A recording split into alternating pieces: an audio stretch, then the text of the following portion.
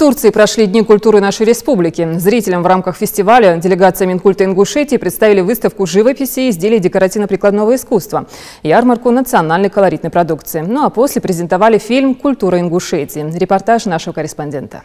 В рамках Дней Ингушетии в Турции делегация из нашей республики представила зрителю широкую культурную программу, которая включала в себя выставку живописи, изделий декоративно-прикладного искусства, ярмарку, а также презентацию фильма «Культура Ингушетии». В концертную программу вошли выступления государственного ансамбля народного танца Ингушетия, а также выступления известных звезд эстрады. Я, честно говоря, полон положительных эмоций. Просто моя грудь прям разрывается от полученного, скажем, удовольствия от встречи с нашими братьями здесь, в Турции. Мне безумно приятно было выступать сегодня в Турции, в Стамбуле, на этом замечательном концерте. Впечатление, это вообще такая публика, такая поддержка.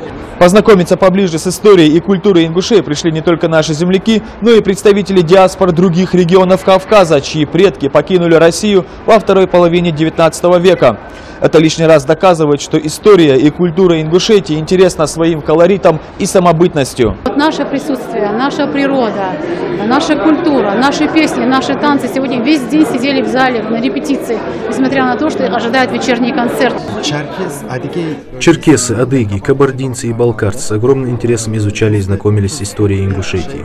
Более того, в зале присутствовали местные турки, дагестанцы и осетины, и все они были поражены красотами нашего края и тем, как многообразна культура ингушей. Восторг зрителей трудно описать словами. То, что происходило на сцене, многие из пришедших воочию видели впервые. Одно дело смотреть в интернете, отмечали зрители в зале. Другое – это чувствовать ту энергетику, которая как горная река лилась со сцены.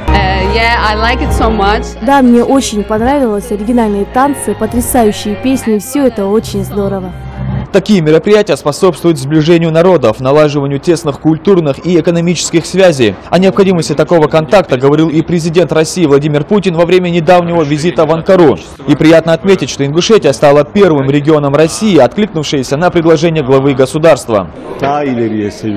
Культурному человеку всегда интересна культура других народов, и подобные мероприятия как раз помогают узнать других. Мы должны стремиться к налаживанию между нашими народами крепких уз дружбы и взаимопомощи. Только так мы сможем быть сильными. Ахмед Хашигульгов, Рамзан Миржоев, Новости 24, Стамбул, Турция.